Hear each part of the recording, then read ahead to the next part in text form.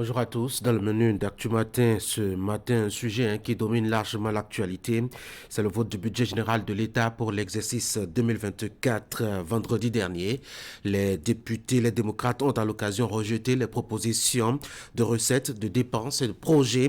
Au titre de cette année-là, les quotidiens reviennent sur tout ce qui s'est passé à Porto Novo, notamment avec Fraternité qui va ouvrir la une des journaux tout à l'heure. Ce sera donc le tour rapide des informations à la une des parutions. Nous en parlerons aussi avec un député ayant voté contre. Il s'agit de Soumaïla Sounon-Bokeh. Il est membre du groupe parlementaire Les Démocrates. Avec lui, nous essayerons de comprendre quelle est la logique de ce choix. Juste après, nous ferons le débat avec les débatteurs. Franck Aounou va planter le décor avec son commentaire du jour. Bienvenue à tous.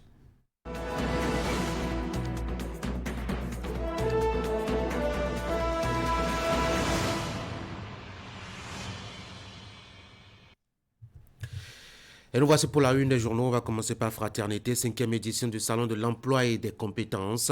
La NPE s'active pour une baisse drastique du chômage. Clôture du projet ITT de la CCI Bénin. L'AFD et Expertise France satisfait des résultats. Vote de la loi des finances, exercice 2024. À la page 24, vous avez beaucoup de détails. 3119,274 milliards de francs CFA contre 3033,337 milliards de francs CFA en 2023. Université de Parakou, des experts formés et un bâtiment offert par Enabel Bénin. Et vous avez cet avis en manifestation d'intérêt de la dette publié donc dans les colonnes du journal, notamment à la page 3 précisément pour le recrutement d'un cabinet d'études. La Nation, Assemblée nationale, le budget de l'État, gestion 2024 a été adopté. Vous avez en sous-titre les précisions au sujet du chiffre exact lié à ce budget. Chiffre exact aussi à la manchette de Le Matin ce matin, Assemblée nationale, vote de la loi des finances 2024, 3119,274 milliards de francs CFA mis à la disposition du gouvernement. Les mesures à fort impact sur le social ont été privilégiées d'après les confidences de Le Matin. Arrêté et condamné le 11 décembre 2021, Ricky Amadougou, cette signe liée à son incarcération. 64e sommet de la CEDEAO sur le Niger, talon désigné pour appuyer les deux médiateurs forts et Julius Maada-Bio.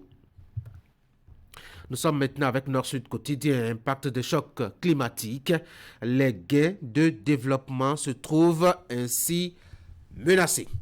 Passons à un autre quotidien, notamment d'Abarou. Loi d'amnistie, libération des détenus et exilés politiques, de l'eau dans la bouche. Les démocrates soufflent sur le feu. Le meilleur. Assemblée nationale, la loi des finances 2024 a été adoptée. Gaskiani en faut les démocrates. L'impossible unanimité. À plein quart de ce matin, Gaskiani Info qui nous apprend par ailleurs que l'ananas est un fruit plein de vertus. Dynamisme Info, budget de l'État pour sa gestion 2024 au Bénin. Et si on rangeait le brouhaha contre les LD pour le débat sur le quotidien difficile, vous entendez, des populations renaître pour conquérir comme thème de son prochain congrès. L'UDBN s'active pour 2026, c'est le deuxième titre à la une de Dynamisme Info ce matin. Et puis vous avez transformation de l'économie béninoise en 2024. L'événement du jour a mis que le Parlement adopte un budget de plus de 3000 milliards de francs CFA. Le Soleil Bénin Info, détournement à la tête de l'Office du sport scolaire et universitaire absu. Le DG Donald Akakpo à l'ombre. La nouvelle tribune, la tribune de la capitale, pardon, vote vendredi dernier au Parlement de la loi des finances, exercice 2024, 3119,274 milliards de francs CFA pour révéler davantage le 229. Nous sommes de retour, la une de Fraternité pour la deuxième lecture, cinquième édition du Salon de l'emploi et des compétences. La NPE s'active pour une baisse drastique du chômage. Clôture du projet ITT de la CCI Bénin. L'AFD et Expertise France satisfait des résultats. Vote de la loi de finances, exercice 2024. 3119,274 milliards de francs CFA contre 3033,337 en 2023. Université de Parakou, des experts formés et un bâtiment offert par Enabel Benet. Si vous êtes homme d'affaires, ceci pourrait vous intéresser. C'est un avis à manifestation d'intérêt de la dette pour le recrutement d'un cabinet d'études. C'est dans quel cadre? Achetez donc le journal. Allez à la page 3, vous avez les détails liés justement à cet avis à manifestation d'intérêt. On peut s'intéresser maintenant aux autres éléments, notamment dans Fraternité. Et ce zoom sur, je dois dire, ce qui s'est passé vendredi dernier au Parlement à Porto Novo. Les députés ont voté pour l'adoption de la loi des finances pour son exercice 2024. Les quotidiens ont partagé avec vous les chiffres exacts liés justement à ce budget-là. Faut-il le rappeler, 3119,274 milliards de francs CFA. Alors Fraternité qui nous rappelle qu'on a fait un bon sérieux d'ailleurs, puisque en 2023, on adoptait en tout cas le Parlement 3033,337 milliards de francs CFA. Alors une différence d'environ 100 milliards à peu près. Sous la plume de Karim Oscar Anorin, celui qui représente Fraternité dans l'autre partie du Bénin, vous avez bien de détails sur les circonstances dans lesquelles le vote a été effectué avec les trois forces politiques en présence là-bas, notamment le PR, le BR et puis les démocrates. Justement parlant de démocrates, ils ont décidé de voter contre et vous avez des précisions sur la page, à la page 3 de Fraternité dans sa production de ce matin. Vous avez l'intégralité, je dois dire, des déclarations du groupe parlementaire de ce parti présent à l'Assemblée nationale, l'intégralité donc qui est rapportée par Karim Oscar Anorin. Vous avez aussi d'autres déclarations dans ce cadre-là, notamment du bloc républicain. Sur la 3 toujours, vous avez quelques détails, achetez le journal, lisez, informez-vous et ayez une idée précise de ce qui s'est passé chez les blocs, chez les républicains, pardon. On salue par exemple la prise en compte par le gouvernement de 36 amendements sur les 38 déposés par les députés. La constante progression de la croissance économique du pays malgré un environnement international difficile et puis l'impact hautement social de ce budget à travers 26 mesures nouvelles qui touchent les agriculteurs, les artisans, les industriels, les sportifs et le monde des affaires. En général, ça c'est l'avis du bloc républicain. Le budget de 2024, bien qu'il consacre plus de 41% aux actions à impact social, alloue des ressources considérables aux infrastructures routières de construction, d'eau, d'énergie. Achetez Fraternité, informez-vous. Informez-vous aussi sur, je dois dire, la lecture qu'on peut faire actuellement de l'état du football béninois. C'est un état assez difficile et critique.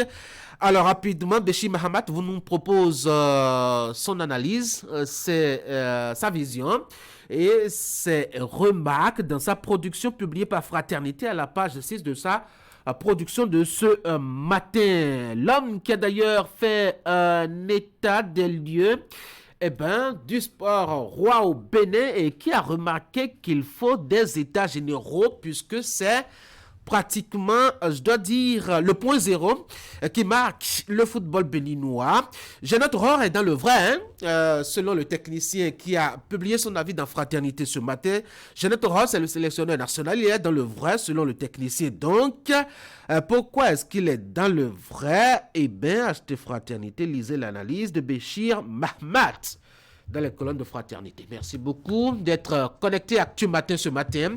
Deuxième acte de ce rendez-vous matinal d'information, seul bulletin de l'information. Voici Teddy Goudala chez vous. Teddy, bonjour. Teddy, bien bonjour. Bonjour à toutes et à tous. Des images du salon de l'emploi et des compétences à découvrir dans votre bulletin de l'information après plusieurs autres localités. C'est le tour du département de l'Atlantique d'accueillir la 5e édition de cette initiative. C'est une occasion unique offerte aux demandeurs d'emploi pour rencontrer des entreprises afin de faire valoir leurs compétences. Ingrid a fait un tour là-bas où cela se passe. Et puis de son côté, le syndicat des travailleurs de la Banque of Africa du Bénin a organisé le week-end écoulé une marche dénommée Marche du Cœur. Vous les voyez sur ces images. La séance a connu la participation de plusieurs membres du personnel encore en activité ainsi que des membres de l'amicale de ceux qui ont travaillé par là et qui ont pris leur retraite. Voici le bulletin.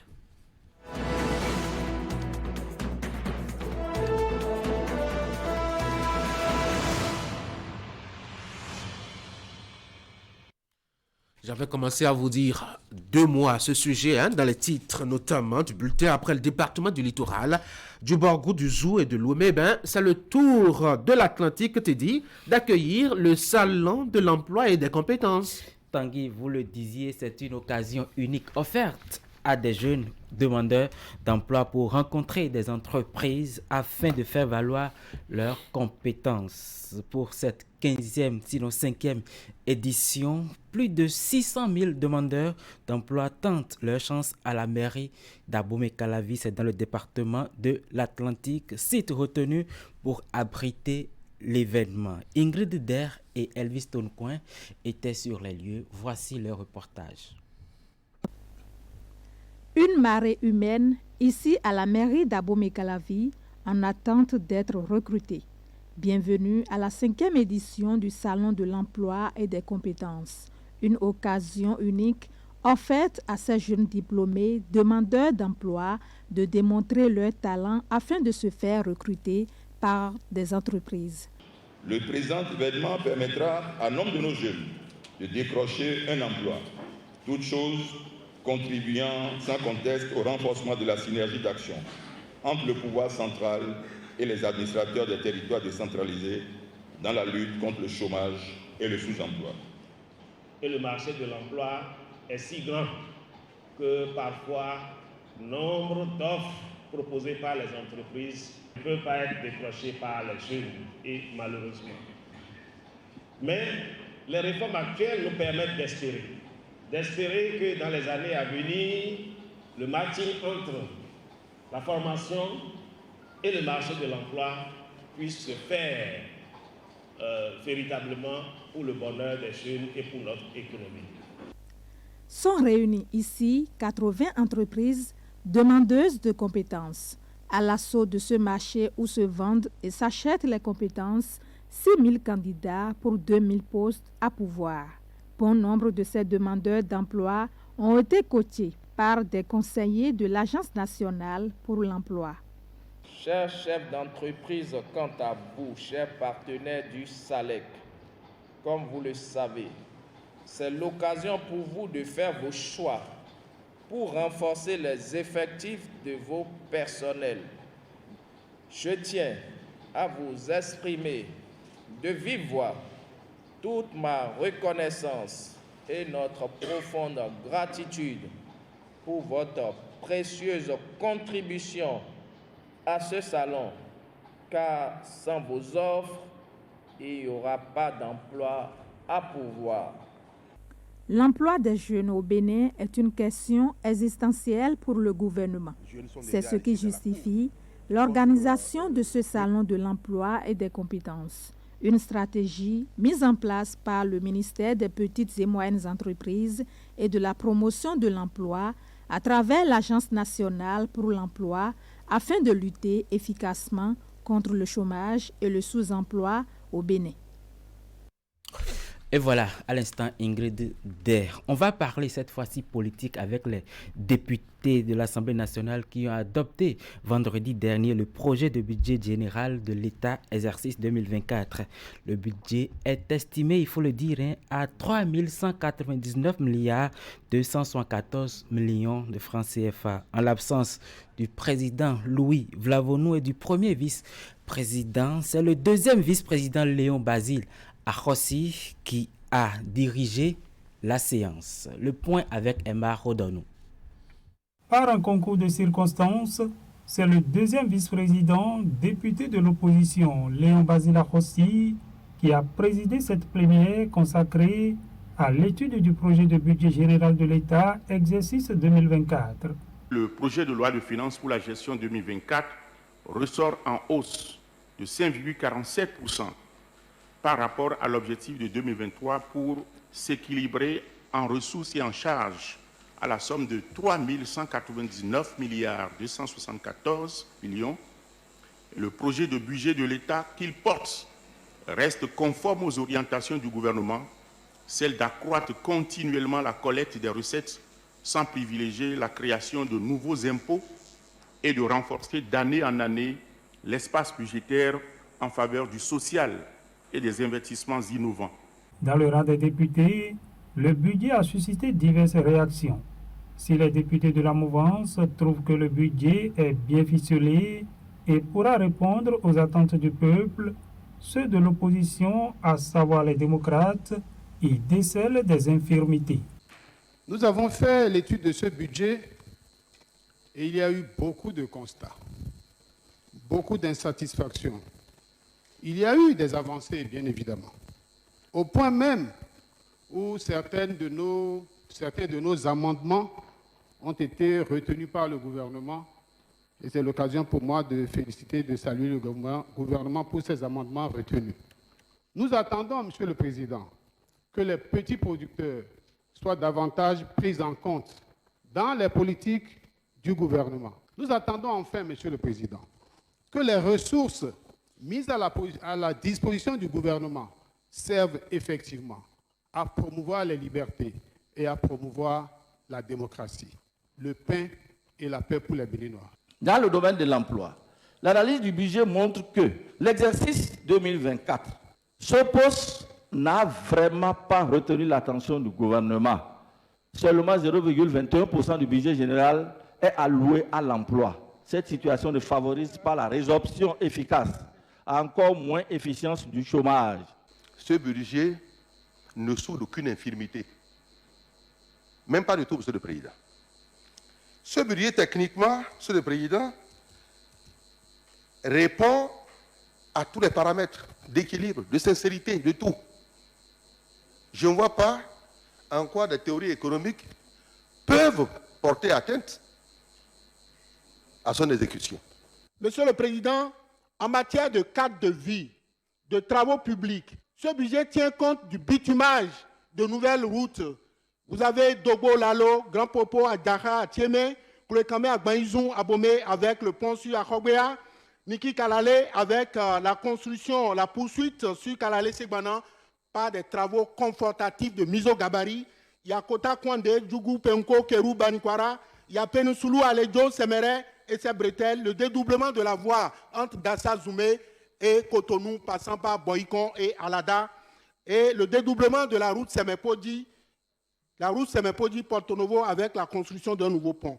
Sans oublier la réhabilitation pour plusieurs autres routes, 1000 km de routes, entre autres Djougou, Natitengu, Porga, Parakou, Berouboué, à Promiserete, Pérekwa, Ndali, Niki, Chikandou, Porto Novo, à Vrankou, Igolo. De plus, ce budget tient à désenclaver certaines communes, Pomassé, Agégué, Karimama, Zakota, Ouessé, surtout par Kilibor, Ouessé, Anseke, Ouessé, et les localités de Glazoué, en travaux confortatifs, de Logozoké à Glazoué, d'Aklankpa, Glazoué. Monsieur le Président, c'est un budget ambitieux. C'est un budget ambitieux et tel que je le dis, je voudrais que tous les autres députés s'associent à nous pour voter ce budget, puisque les problèmes d'électrification rurale aussi sont pris en compte.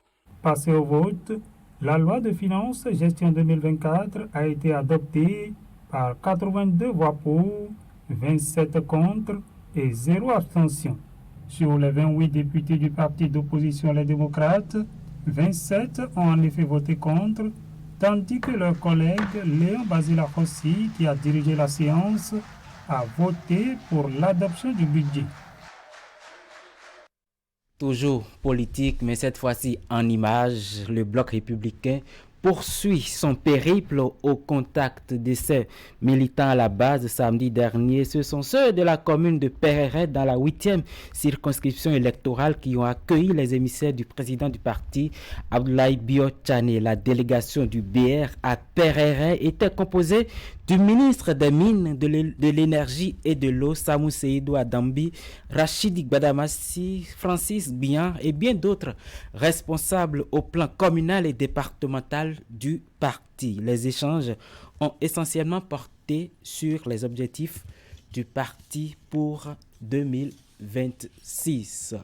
Et puis du sport pour finir ce bulletin le syndicat des travailleurs de la Bank of Africa du Bénin a organisé une séance de marche dénommée Marche du Cœur. Elle a connu la participation de plusieurs membres du personnel encore en activité ainsi que des membres de l'amicale des retraités de la banque. Retour ici sur les temps forts avec Candide Ouinto. Le Centra BOA Bénin fait encore parler de lui. Quelques jours après son congrès, la représentation syndicale du personnel de la BOA du Bénin tient l'une des promesses faites lors des récentes assises, celle de faire venir la Marche du Cœur qui a connu une longue pause à cause de la Covid-19. Lors du dernier congrès, le bureau avait annoncé la reprise des activités sportives. Fidèle à cet engagement, ce matin, nous avons procédé à la première édition de cette Marche du Cœur. La particularité de cette édition, c'est la collaboration de l'amicale des retraités de la BOA Bénin. Donc je voudrais au nom du bureau syndical adresser nos vifs remerciements à nos aînés qui se sont joints à nous pour la marche de ce matin. Cette marche, dénommée la Marche du Cœur, a été initiée depuis plusieurs années. L'initiative s'inscrit dans l'optique des bienfaits du sport, dont la prévention de certaines maladies. Quand on dit Marche du Cœur, c'est lié au cœur et que beaucoup de maladies actuellement dans nos pays et dans nos populations sont liées au cœur. Je me rappelle qu'un sage homme disait que lorsque la maladie rend visite à une personne âgée, elle demeure, elle reste, elle ne rentre plus. Donc c'est à nous de faire en sorte de booster cet intrus en dehors de notre organisme qui est la maladie, surtout en prenant de l'âge. Ils ont été nombreux à répondre présents à ce rendez-vous sportif du syndicat des travailleurs de la BOA Bénin. Ces derniers ont eu à parcourir une distance d'environ 6 km à travers cette marche. Ceci de la direction générale en passant par la place du souvenir, celle de l'Amazone, avant de retourner au point de départ. Nous, on fait un travail de sédentaire. On est assis dans nos bureaux du matin au soir. Or, les médecins disent qu'il faut bouger. Alors, s'il faut bouger, je conseillerais aux collègues de ne pas attendre ces occasions. Le personnel remercie la représentation syndicale pour cette initiative parce qu'une meilleure santé, c'est une meilleure productivité, une meilleure rentabilité. Donc, la banque en tire profit. Tout le plaisir était pour nous de participer à cette marche. Nous remercions la direction générale BOA Bénin et les représentants du personnel pour cette initiative qui a été prise pour permettre aux retraités de se mettre en forme à tout moment. Et nous osons croire que ce n'est pas la dernière marche que nous sommes en train de faire. La représentation syndicale du personnel de la BOA compte étendre la Marche du Cœur sur toute l'année 2024. Cette occasion a été saisie pour lancer un appel aux membres du groupe Bank of Africa sur la journée de marche qui sera organisée dans tous les pays d'implantation de la BOA en vue des 40 ans du groupe qui pointe à l'horizon 2024. Et voilà, ce sera tout pour ce matin. Je vous souhaite de passer une agréable semaine et bonne journée à toutes et à tous. Tanguy Agoyi. Merci Teddy Goudalon pour cette présentation. Mesdames et messieurs, on va passer maintenant au bulletin des informations sportives.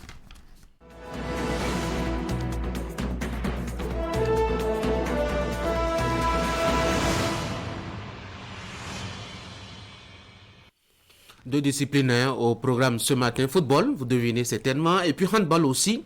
On va parler par ailleurs d'autres actualités, mais toujours liées à ces deux disciplines. Ali Mouni, bonjour.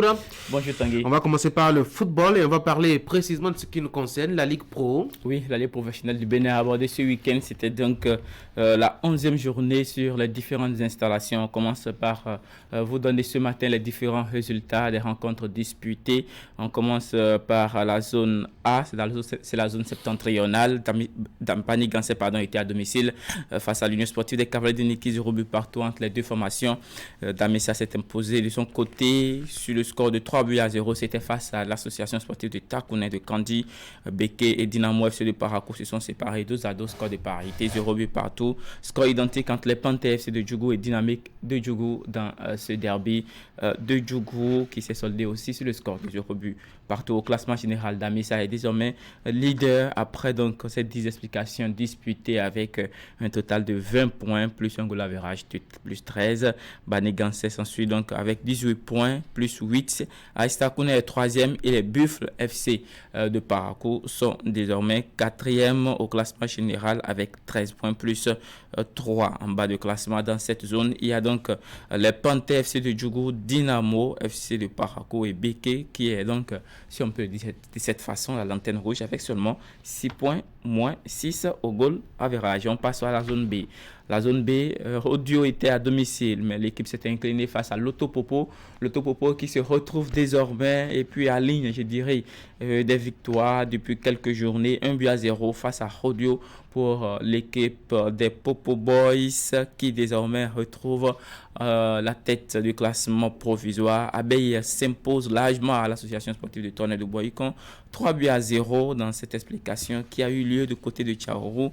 Dynamo FC d'Abomey s'impose aussi à Real Sport 2-0.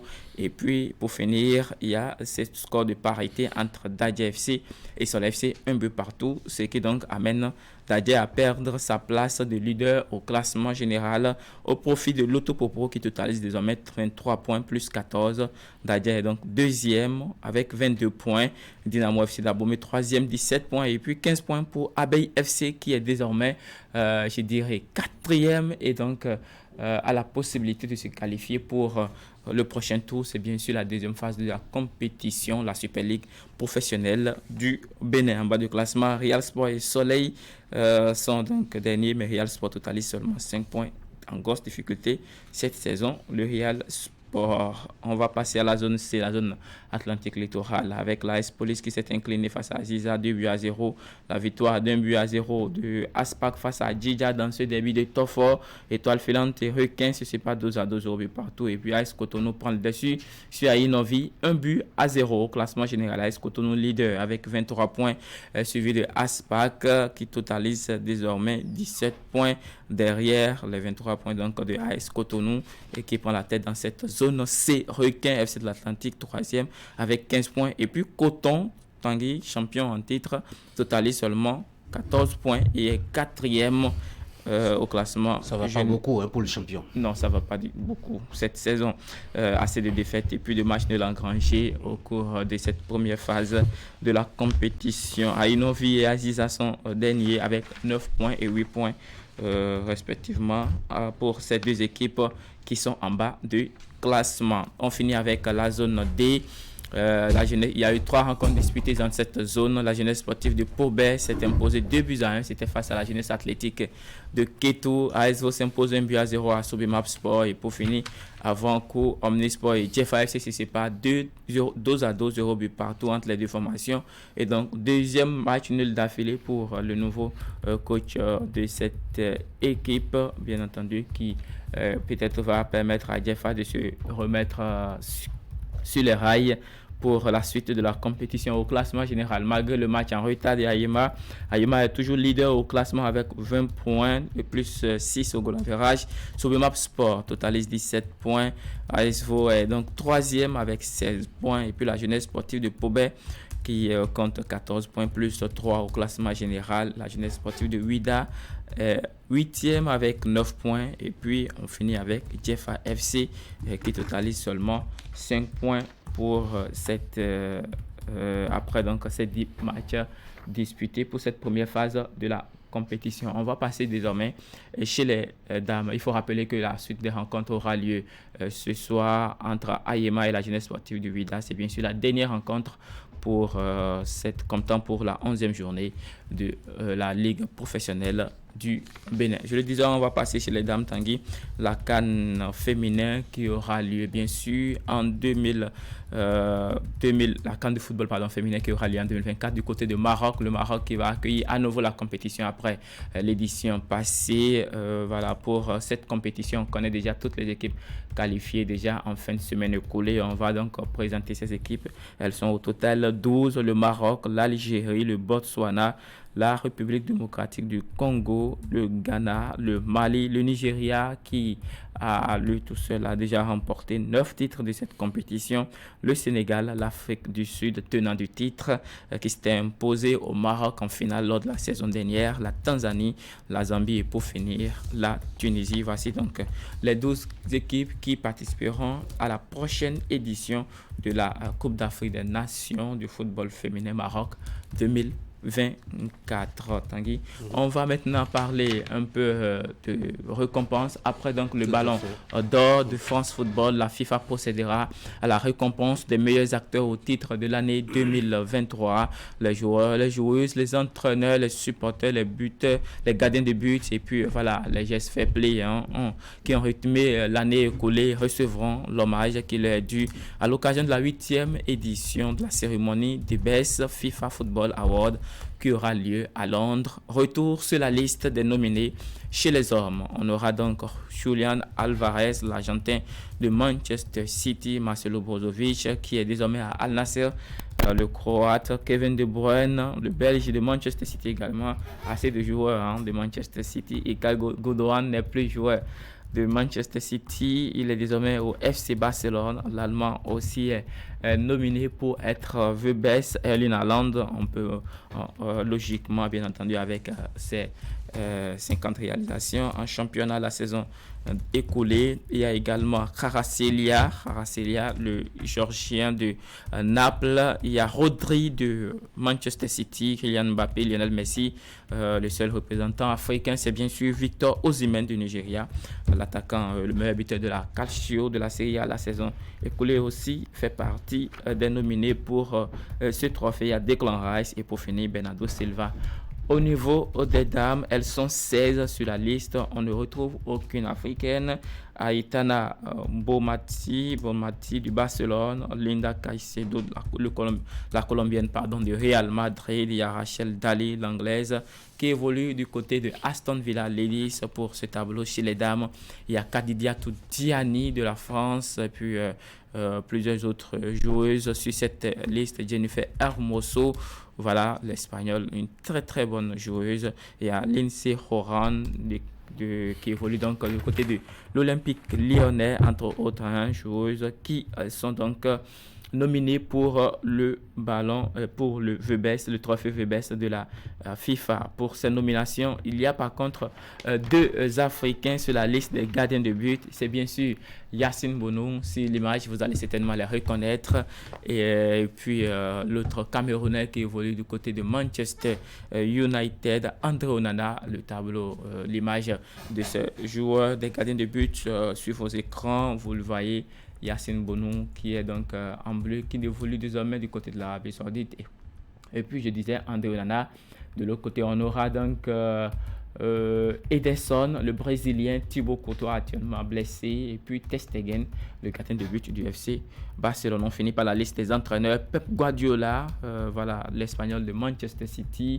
On a donc Simone Inzaghi qui est l'entraîneur de l'Inter de Milan. Il y a Luciano Spalletti, et puis il y a également l'entraîneur de Tottenham qui s'était imposé hier, Ange Postecoglou qui arrive bien entendu, et puis Xavi bien entendu pour ce trophée de meilleur entraîneur de la FIFA de cette année. La cérémonie de la 8e édition The Best FIFA Football Award aura lieu le 15 janvier prochain à Londres, en Angleterre, après donc 2016 et 2017. Londres s'apprête ainsi à accueillir pour la 3e fois la FIFA The Best pour cette saison. On va finir avec le handball et parler du mondial féminin qui se déroule depuis quelques jours du côté du Danemark. Pour cette compétition, les rencontres disputées hier ont fait le point rapidement des résultats. L'Argentine s'est imposée 25-20 face à l'Ukraine. La République tchèque s'est inclinée face au Brésil 30-27. Il faut noter la victoire de l'Angola 33-31. C'était face à la Corée du Sud. Les Pays-Bas s'imposent à leur adversaire 29-21 face à l'Espagne. Il y a donc la victoire de la Slovénie 32-27 face à l'Autriche. Et pour finir en dernière heure, c'était donc hier à partir de 20h30, la France qui s'est imposé in extremis à la Norvège, 24-23, Tanguy. C'était très serré, mais pourtant, les Françaises ont réussi à arracher la victoire avec seulement un seul but d'écart. La suite, ce sera aujourd'hui. On aura quelques représentants africains en liste aujourd'hui. Le Congo affrontera la Chili. Le Chili à partir de 13h. On aura la rencontre Cameroun-Sénégal à 13h30 minutes. L'Iran sera l'adversaire du Kazakhstan. Le Japon affrontera la Serbie à la même heure, et puis à 18h, la Pologne sera l'adversaire à jouer de la Roumanie. L'Islande affrontera la Chine, entre autres rencontres. À partir donc de 20h30, il y aura la rencontre Allemagne-Danemark. Paraguay sera face à Groenland à la même heure. Et pour finir, Monténégro-Suède sera la dernière explication de cette journée, Tanguy, du handball, du mondial de handball féminin qui se déroule actuellement sur le vieux continent. Merci beaucoup à vous, Ali Moumouni, pour l'ensemble de ces points de l'actualité, notamment des sports. Je vous souhaite passer une très bonne journée. Mesdames et messieurs, on va faire rapidement la transition et on va prendre notre invité au téléphone.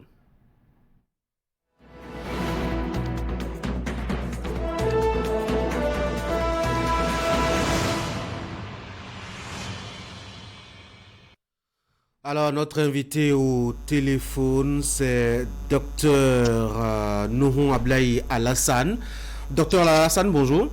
Bonjour, M. Tanguy. Merci d'avoir décroché notre appel ce matin. Vous êtes tout nouveau docteur en sciences agronomiques. Vous avez travaillé sur de nouvelles propositions de traitement des animaux, notamment les poulets, pour leur éviter les conséquences de l'usage des produits chimiques. Décidément, les produits chimiques qui nous envahissent un peu partout. Merci d'avoir décroché notre appel. Quelles étaient, M. Alassane, quelles étaient les habitudes des éleveurs en termes de produits utilisés pour traiter leur espace dans les milieux d'élevage?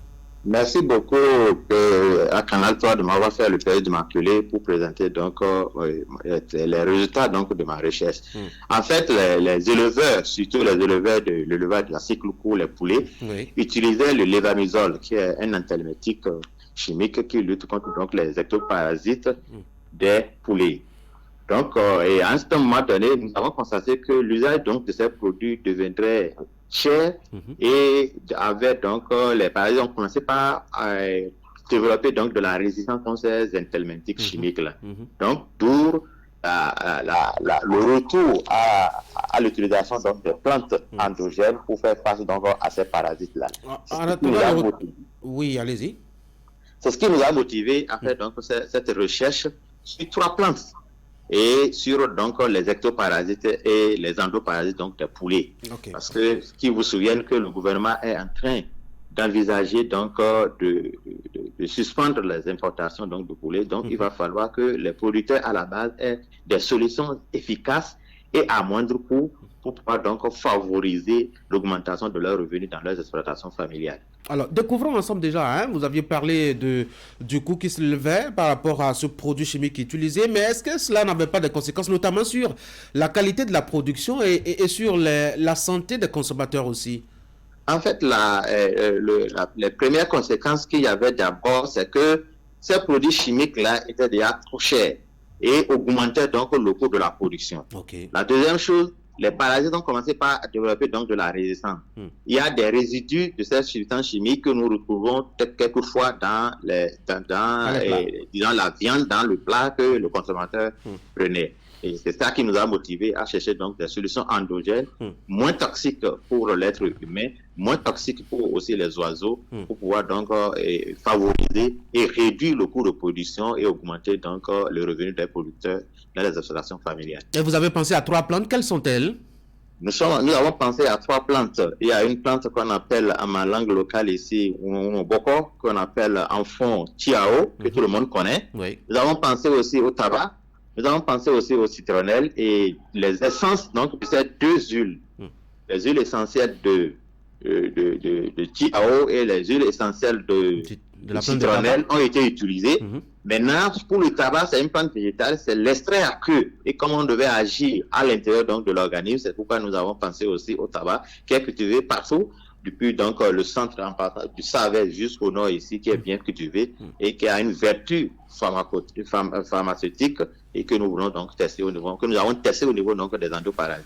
qui a donné un très bon résultat. Ah oui, quels sont les résultats que vous aviez obtenus? Quels étaient les degrés de satisfaction de ces résultats-là? En fait, nous avons testé et les résultats que nous avons obtenus et par rapport à l'interview que nous avons aux producteurs, ils ont reconnu l'efficacité donc de ces plantes-là, mais il reste maintenant à comment les mettre en utilisation villageoise pour pouvoir faciliter l'utilisation donc des producteurs. Premier constat. Deuxième constat, c'est que nous avons vu que avec ça, l'augmentation, le coût de production va diminuer considérablement et la production va augmenter, ce qui va faire un gain supplémentaire aux producteurs. Voilà. Docteur Alassane, c'est vrai que généralement, quand on recourt à des solutions endogènes chez nous, le problème du dosage se pose toujours. Hein? Est-ce que vous aviez mesuré un peu tout cela et surtout la facilité d'accès aussi à ces solutions? Parce que vous avez parlé par exemple du tabac, de la plante de tabac. Est-ce que ça ne va pas avoir comme conséquence d'élever aussi le prix du tabac à la fin? Non, ça ne va pas augmenter le coût du tabac à la fin.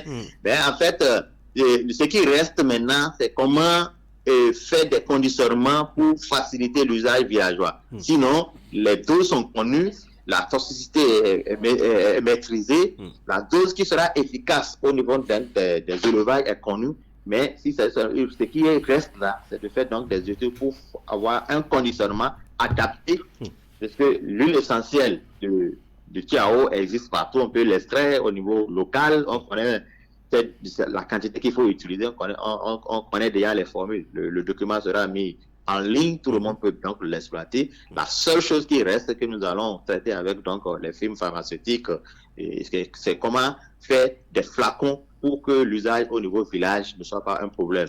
Nous allons faire un peu de vulgarisation et une vulgarisation donc, de cette technologie pour permettre donc aux grands producteurs, au grand nombre de pouvoir bénéficier donc de cette recherche-là.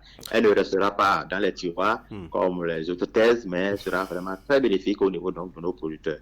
Surtout que nous sommes du monde rural, nous exhortons donc les producteurs et même ceux qui font donc l'élevage à grande échelle que l'utilisation des produits chimiques, nous devons faire tôt pour pouvoir donc favoriser le développement de l'économie locale.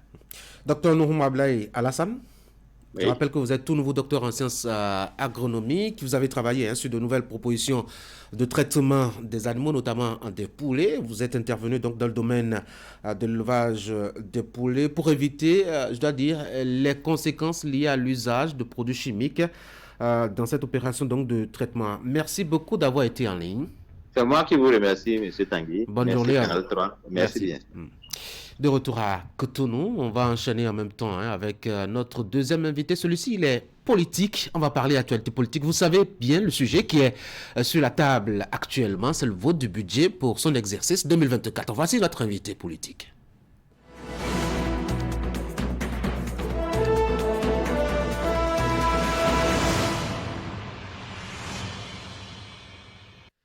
J'ai avec moi dans ce studio l'honorable Soumaïla Souno Bokeh, député Les Démocrates à l'Assemblée nationale. Honorable Bokeh, bonjour. Bonjour. Merci d'avoir accepté mon invitation ce matin. Alors, vous êtes là pour qu'on évoque, comme je l'ai dit, pour vous introduire l'actualité liée au vote du budget général de l'État pour son exercice 2024. En quoi est-ce que, je dois dire, ce budget pose un souci pour que les démocrates veuillent voter, comme ils l'ont voté vendredi dernier, contre justement cette projection? Merci, M. Tanguy, et pour l'occasion que vous nous offrez de pouvoir expliquer notre vote. Et diverses raisons motivent notre position. Premièrement, lorsqu'on parle de budget, le budget est l'expression chiffrée d'une politique donnée. Et d'une projection. Et cette politique-là est portée par un homme. Et cet homme, quand on en vient à l'homme lui-même qui porte ce budget, c'est pour nous, c'est un homme qui ne respecte pas sa parole. Première raison concernant l'homme. Il n'aime pas la contradiction. Pourtant, vous avez eu beaucoup de temps de débat. Nous sommes obligés de lui montrer que la contradiction doit exister. Il n'aime pas la contradiction. Un homme très égoïste, tout pour lui, rien pour les autres. Ça, c'est ce n'est que concernant l'homme. Oui, mais en quoi est-ce que ça a rien à voir avec un budget raisons motivent notre position. Oui, je n'ai fait qu'évoquer la première raison. Oui, mais la deuxième raison. Oui, évoquons déjà d'abord, avant la deuxième, évoquons déjà la pertinence de ces éléments. Oui. En quoi est-ce qu'un budget, pour voter pour cela, se référer à la personnalité de quelqu'un qui porte le budget, c'est une proposition. Monsieur Tanguy, comment voulez-vous que je donne mon approbation à un monsieur qui, sur toute la ligne, n'a nullement respecté sa parole donnée? Même les plus... C'est-à-dire... Sur quel plan il n'a pas respecté sa parole? Quelle que soit la situation, moi, en 5 ans, je ferai le job. Solennellement. C'est des conténues qui peuvent arriver. Ça n'explique pas qu'on rejette un budget. Passons à la deuxième raison. Passons à la deuxième raison. La deuxième raison. Il y a le contexte politique qui est délectaire, marqué par la privation de liberté, l'exclusion de l'opposition dans toutes les structures en charge d'organiser les élections, le silence face à la demande de dialogue politique. Voilà une raison valable. Là-dessus, troisième raison. Vous aviez avant la troisième, examinons la deuxième. Il y a 2 semaines environ, il y a quand même une délégation de votre parti qui était allée discuter avec Patrice Talon au Palais de la République. On a bien eu l'impression que tout s'est bien passé puisqu'il y a eu quand même quelques accords concédés, même si sur d'autres chantiers, je crois que les discussions doivent continuer à être menées et sur d'autres, par contre, sa position est claire. Je ne vois pas en quoi est-ce que cela a un lien avec votre position par rapport à son budget. Ça a un lien, M. Tanguy. Quand nous parlons de le contexte politique, lorsque quelqu'un fait la sourde oreille face à toutes les demandes pour qu'il y ait une assise pour redéfinir les bases, vous êtes d'accord avec moi que ce n'est pas dans ces conditions que lui, il est venu au pouvoir. Il y avait une liberté d'esprit, liberté d'expression qui l'a permis, lui, de venir au pouvoir dans des conditions que nous savons tous. Pourquoi aujourd'hui mettre tous les verrous pour que les choses se passent exactement comme lui veut? Est-ce que la trop grande liberté est liberté vraiment? Est-ce qu'il ne faut pas aussi, au nom de la République, respecter des principes de droit? Si la justice a fait son travail... De quelle justice parlez-vous, M. Tanguy? La justice du Bénin, on ne va pas parler de la justice de notre pays. J'ai confiance en cette justice que je connaissais en que réclamez-vous alors? Mais aujourd'hui, je dis j'ai confiance en cette justice que je reconnaissais au Bénin entre-temps. Mais depuis 2016, avant nous, c'est-à-dire la criette, c'est vraiment ce qu'on avait voulu nous tous en 90. Non, je vous en prie. Personne aujourd'hui. Je vous en prie. La gestion au niveau de l'État, c'est... Les gens sont montés au créneau pour fustiger la manière dont la criette a été mise en place. Mais il a fait aussi la sourde oreille. Mais à un moment donné, eux-mêmes, ils ont compris que certaines critiques étaient vraiment pertinentes. Ils sont en train de corriger. Ils ont réajusté. C'est ce que je dis. Tout à fait perfectible, tout ce qui vient de l'homme. Allez, troisième raison. La troisième raison, je voudrais ici parler de l'exclusion économique. Comment? L'exclusion économique, rien qu'à voir d'abord le drame que vivent nos producteurs. Franchement, dans ces conditions-là, avec tous les cris de cœur que les producteurs ont eu à exprimer par-ci, par-là, nous les démocrates, on est allé vers eux, s'enquérir de la situation qu'ils vivent. Nous avons fait des plaidoyers. Ces plaidoyers qui ont abouti à une certaine solution, notamment concernant le soja. La solution qui n'est pas entièrement satisfaisante, mais néanmoins, il y a une avancée. Nous le remercions pour ça. Donc, cette situation-là ne nous permet pas aujourd'hui de donner notre approbation. Est-ce que ce n'est pas l'occasion le plus rêvée de lui donner les moyens de prendre le peuple à témoin, puisque à la mandature passée, vous n'étiez pas là. C'est donc un premier budget que vous votez en tant que force de l'opposition à l'Assemblée nationale. Est-ce que ce n'est pas l'occasion le plus rêvée de lui donner tous les moyens et de montrer au peuple que vous lui avez donné tous les moyens et que maintenant, il a la responsabilité d'assumer devant le peuple? Monsieur Tanguy, j'en venais parce que parmi les raisons qui nous motivent à adopter cette position, il y a aussi le réalisme de notre budget. C'est pas réaliste, ça, hein? Je vous en prie. Dans le contexte économique dans lequel nous sommes, face à la situation avec le Niger, êtes-vous sûr que dans quelques mois, on ne va pas venir nous dire d'augmenter le prix de l'eau, le prix de l'électricité? Pourquoi? Est-ce que ce budget est réaliste? Pourquoi? Nous sommes dans un contexte... La situation avec le Niger... Nous sommes dans un contexte économique où il y a l'incertitude qui plane. Oui, mais le rapport avec le Niger, il ne va pas être éternel. Et puis, vous faites exprès d'oublier que du côté de l'Est, on a commencé à ouvrir les portes et à se sourire et à dialoguer et surtout à faire des avancées. Pourquoi est-ce que cet élément ne peut pas être capital dans la définition de votre position? Monsieur Tanguy, je voudrais vous dire ceci. Vous savez que dans la loi de règlement, d'accord? Oui. Sinon même par rapport à l'exercice 2023, ce même gouvernement a reconnu que la situation au Niger a fait baisser les recettes considérablement. Rien n'a été fait et on fait des projections avec des chiffres faramineux. Rien n'a été fait pour gérer cette situation. Et je vous rappelle avec le Nigeria, que ça va mieux maintenant. Je ne parle pas du Nigeria. C'est un facteur positif. Parmi les raisons que le gouvernement a avancées pour justifier la baisse des recettes, il y avait la situation du Niger, il y avait la situation du Nigeria. D'accord? Par rapport au Niger, rien n'est fait. Vous et moi, nous savons ça. Mais aujourd'hui, on se base sur quoi pour nous avancer ces chiffres? On se base sur quoi? Donc il n'y a pas de réalisme concernant le budget. Ce n'est pas seulement ça. Il y a quoi d'autre? Lorsqu'on prend ce budget-là, on nous a parlé ici du hautement social. Où se retrouve ce hautement social dans ce budget? Le projet H, par exemple. Le projet H, on nous a chanté ça depuis 2016. La construction des routes qui nous facilite. La construction des routes, monsieur Tanguy. Et qui nous évite de faire des excès de dépenses en matière donc de déplacement et autres, par exemple. Monsieur Tanguy, la question de construction des routes, je vous en prie.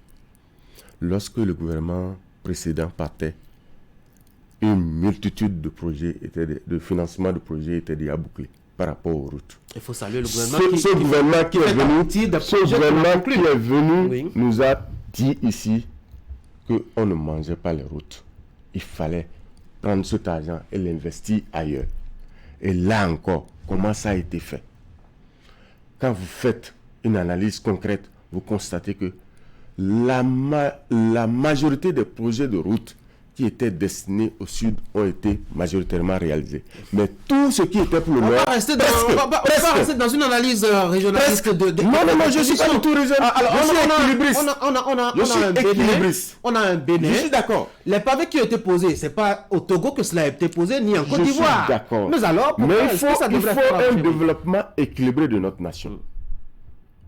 Cela est impérial. Donc, il faut un développement équilibré. Donc, par rapport à ces projets de route, ils avaient dit non, on ne mange pas les routes. Finalement, on vient nous brandir, nous avons fait des routes. Et dans ce budget 2024, on constate seulement que c'est à peine 3 projets, parmi tant d'autres qui étaient déjà bouclés, qu'on a voulu mettre en exécution au nord. À peine 3. Monsieur Tanguy, dans ces conditions, voulez-vous que nous nous donnions notre approbation? Nous sommes un parti qui est à l'écoute de son peuple. Nous sommes la voix des sans-voix. Donc, nous ne pouvons pas nous permettre de donner notre approbation à un budget où nous ne voyons pas concrètement où est le social. Est-ce que vous n'avez pas l'impression de donner des coups d'épée dans l'eau? Puisque même quand vous votez contre, ça passe toujours. Voilà. Merci Tanguy pour avoir posé cette question. Pourquoi voulez-vous qu'on vote ce budget à 100%? Quelle communication on veut en faire? Puisque, qu'on le vote ou pas, le budget a été adopté, a été voté. Que la loi des finances a été adoptée, oui. Donc, que recherche-t-on en voulant que nous, les démocrates, nous accompagnions? Oui, mais la mobilisation parlementaire, c'est important aussi. C'est le reflet de la mobilisation et de l'entente. Quelle communication on va en faire, M. Tanguy? Qu'est-ce qu'on va en faire? Dites-moi. Dans un contexte où nous avons tendu la main au chef de l'État pour qu'on puisse chercher ensemble des solutions pour construire notre nation ensemble. Et il a été, c'est-à-dire carrément indifférent. Où notre parti a été obligé d'interpeller des institutions internationales pour qu'ils viennent voir ce qui se passe chez nous, pour qu'ils viennent constater ce qui se passe. Et c'est nous qu'après ces différentes saisines que le chef de l'État a appelé la délégation de notre parti pour les recevoir. Et cette séance aussi, il y a beaucoup à dire, beaucoup à dire sur ça, puisque de vous à moi, un chef de l'État qui invite son prédécesseur, qui a 10 ans d'expérience. Ce n'est pas son prédécesseur, c'est un président du parti qui a été invité. Oui. Il y a une différence à faire. Hein? Un président de parti qui a été chef de l'État pendant 10 ans, qui a été président de grandes institutions. L'Union africaine, vous voulez dire. Est-ce que vous comprenez?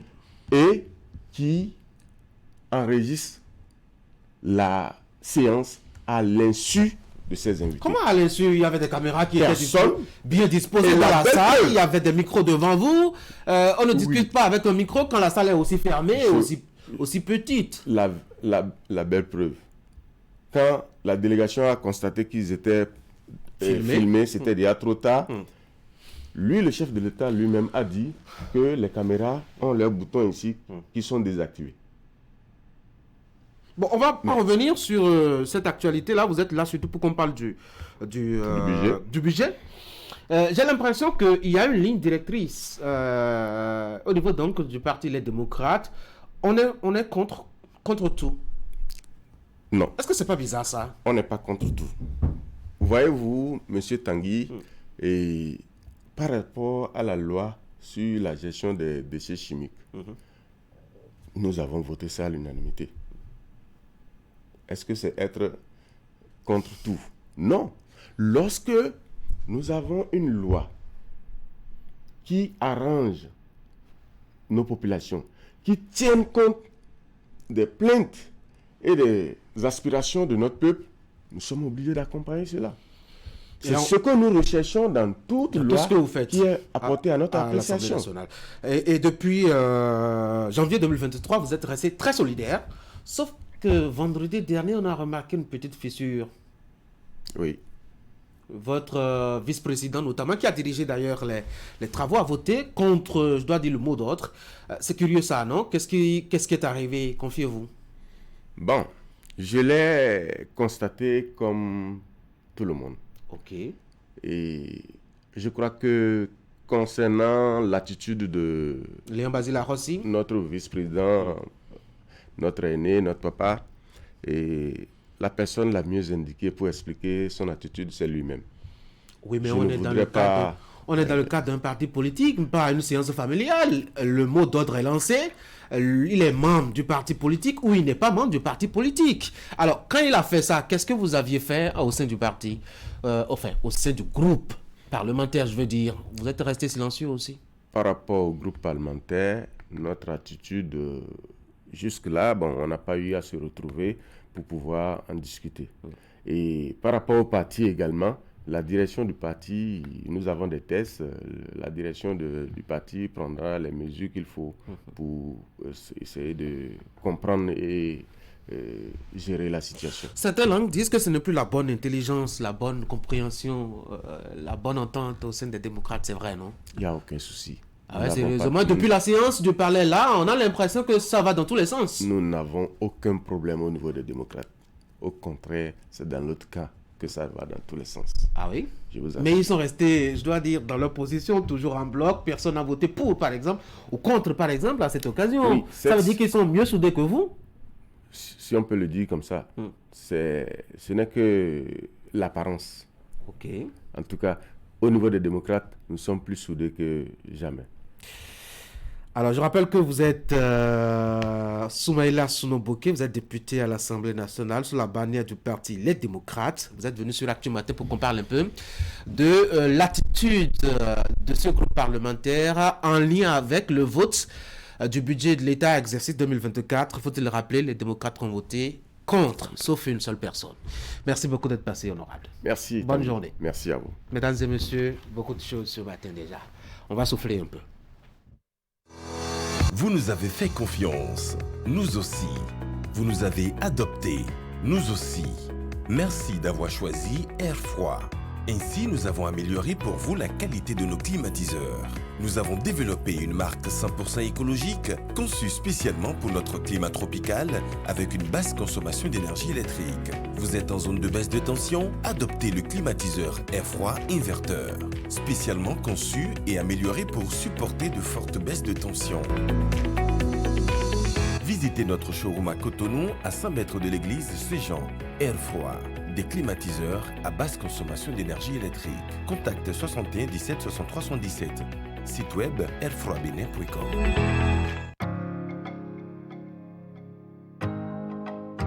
La légende raconte qu'elle constituait la garde rapprochée du roi. Les Amazones du Dahomey étaient de redoutables guerrières. Elles ne reculaient devant rien.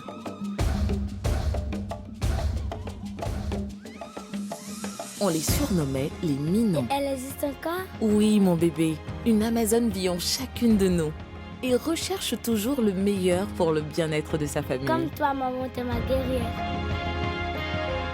Vitalor est sans cholestérol. Elle s'adapte à toutes vos habitudes culinaires sans altérer le goût des aliments. Riche en vitamine E et économique. Vitalor, nous partageons avec vous bien plus qu'une histoire de goût.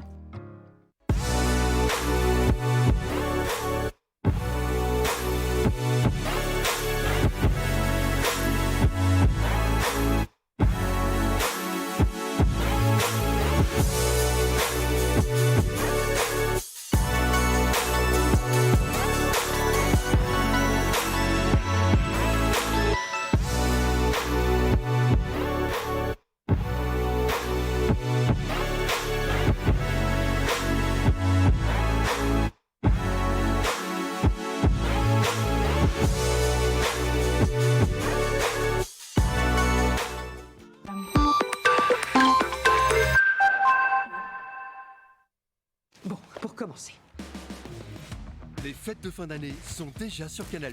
Quoi? Pour tout réabonnement à votre formule, nous vous offrons 15 jours à tout Canal+. C'est trop. Pour profiter de plus de 400 chaînes. Je vois que t'es potassé. De l'action. Pas cette tête, c'était marrant. On arrive à la fin. Des rencontres magiques. Pour commencer, on pourrait s'embrasser, te faire un gros câlin. Bonsoir. Salut. C'est chaud. Et des personnages fascinants. Ne me dis pas que tu m'en veux toujours pour cette folle furieuse. C'est une question primordiale.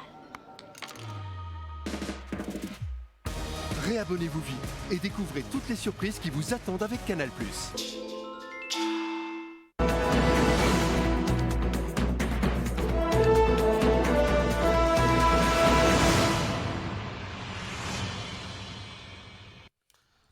Allez, de retour sur ce plateau pour parler toujours actualité liée au vote du budget général de l'État pour l'exercice 2024. On va discuter à propos donc de ce sujet-là. Mais déjà, le commentaire de Franck Arnoux pour planter le décor. Franck Arnoux, bonjour.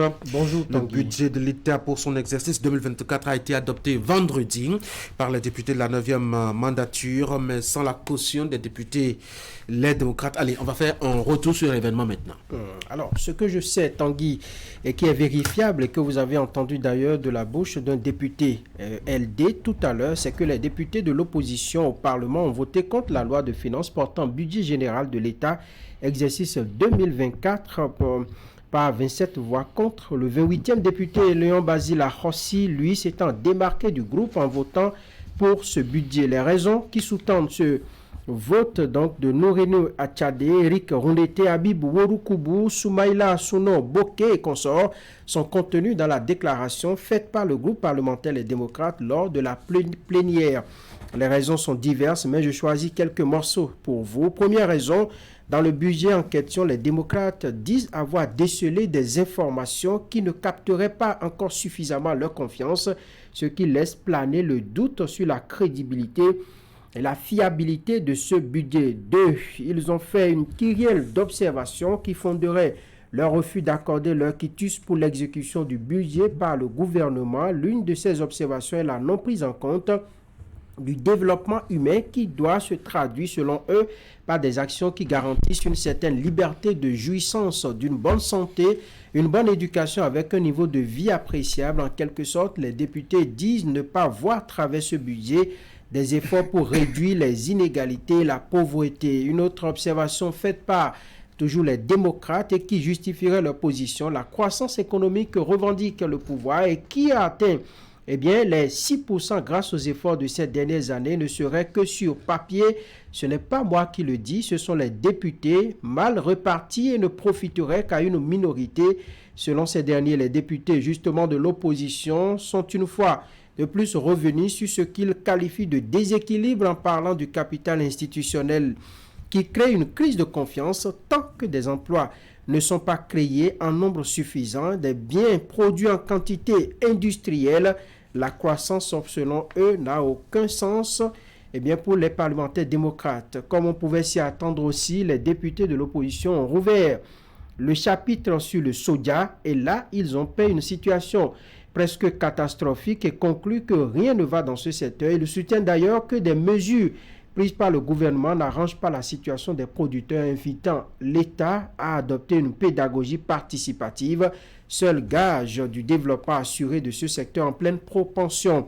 La liste des mobiles brandis par les démocrates pour rejeter le budget de l'année prochaine est non exhaustive, mais ils ont fait preuve également d'honnêteté intellectuelle lorsqu'ils reconnaissent que la majeure partie de leurs recommandations et amendements ont été prises en compte et pourtant ils n'ont pas daigné voter pour ce budget vendredi dernier, Tanguy. Comment comprendre justement ce paradoxe-là, les députés qui votent contre un budget qu'ils ont lui examiné, proposé et pour lequel ils ont proposé des amendements et corrections qui ont été prises en compte. Est-ce qu'il n'y a pas quelque chose de contradictoire? Je suis bien tenté de vous croire et de le dire que les vraies raisons du rejet de ce budget pourraient se trouver ailleurs. Les démocrates n'ont-ils pas dressé des arguments pour camoufler ce qu'ils ont peut-être préparé depuis le seul vote pour enregistrer dans leur rang et porté par l'honorable Léon Basila Rossi ne serait pas la preuve même de leur manque d'objectivité. Léon Basila Rossi n'est pas né de la dernière pluie, c'est un ancien des pratiques parlementaires et qui a peut-être la tête sur les épaules. Il est vrai qu'on ne peut pas faire outre mesure un procès aux députés démocrates pour avoir voté contre un budget. L'histoire de notre pays renseigne d'ailleurs que sous le régime Yahi, celui-ci s'est trouvé obligé de prendre une ordonnance pour faire exécuter son budget. Les parlementaires jadis, lui ayant jeté son document à la figure tout bonnement. Mais dans le contexte actuel, lorsqu'on y voit de près, les députés semblent ne rien reprocher au budget. Dans le fond, il a manqué des exemples précis d'actions prévues dans ce budget et qui changent négativement la vie des populations. Il aurait été très louable que les opposants mettent en lumière des lignes du budget qui augmentent ou qui créent par exemple de nouvelles tâches. Je n'en ai pas vraiment lu dans la déclaration. L'attitude des députés démocrates nourrit une grosse curiosité qu'ils ont tenté de justifier vaille que vaille, celle de gober les travaux en commission, de voter pour les rapports spécifiques, mais à la face de l'hémicycle, vote contre. C'est un peu curieux et on se demande ce qui a pu bien se passer dans le laps de temps qui a séparé les travaux en commission et la plénière. Difficile de le savoir, mais l'on a pu se rendre compte que des consignes ont été données. Ce n'est pas de l'invention, c'est un député LD qui l'a affirmé même, mais dans quel dessein, on ne saurait le dire. L'autre question qu'il faut se poser ce matin, c'est de savoir si réellement les députés LD sont satisfaits de l'issue de leur action, puisqu'en fin de compte, le budget est voté et sera exécuté pour tous les Béninois, y compris eux qui ont voté contre. Pour finir, je me demande si les démocrates n'ont pas raté une occasion de donner une leçon à Talon, qu'ils sont loin d'être des va-t-en-guerre, qu'ils ne sont pas égoïstes comme ils le traitent, et qu'ils aiment la contradiction et au-delà de la contradiction, qu'on peut mettre les intérêts de l'État au-dessus de tout. De leur position demandeur et porteur de doléances à l'endroit du président Talon, était-il opportun pour eux de poser des actes qui prouvent qu'ils veulent l'affrontement entre griffes? Cette consigne donnée par la direction du parti demandant aux députés de voter contre ce budget est-elle vraiment éclairée? Le contraire n'aurait-il pas été judicieux sur le plan politique? Ce vote n'aurait pas été un argument solide pour confondre Talon sur leur bonne foi à participer à la construction du pays, à un dialogue constructif, tout porte à croire, et ça, les soutiens de Talon le clament. Les démocrates, pour eux, ont raté une opportunité de prendre le dessus dans le débat actuel et de se repositionner. Les démocrates ont-ils raison ou pas d'agir ainsi en ce moment précis? L'avenir nous le dira. Et comme le disent les Anglais, wait and see. Merci beaucoup à vous, Franck Arnoux, pour ce commentaire. On va faire les échanges avec Eric Guédénon. Eric, bonjour. Bonjour, Tanguy. Alors, les démocrates ont voté contre le budget. Surpris? Non, parce que nous parlons d'un parti d'opposition et cela entre certainement dans une ligne politique qui est donc certainement érigée au niveau de cette formation politique. En plus donc des critiques que nous observons vis-à-vis de la gouvernance du gouvernement Patrice Talon, et il y a donc au niveau du Parlement aussi des actions qu'il mène pour davantage montrer qu'ils sont vraiment de l'opposition. Ensuite, moi je voudrais faire remarquer que ce n'est pas non plus la première fois que dans l'histoire du Parlement, un groupe de députés décide de ne pas voter un budget. Aussi, ce n'est pas non plus là le problème. Ce que nous pouvons faire observer et qui dénote certainement d'une incohérence, c'est avoir participé à des travaux en commission, avoir fait des observations qui ont été prises en compte et qui a été d'ailleurs saluées, et arriver en plénière, ne pas voter.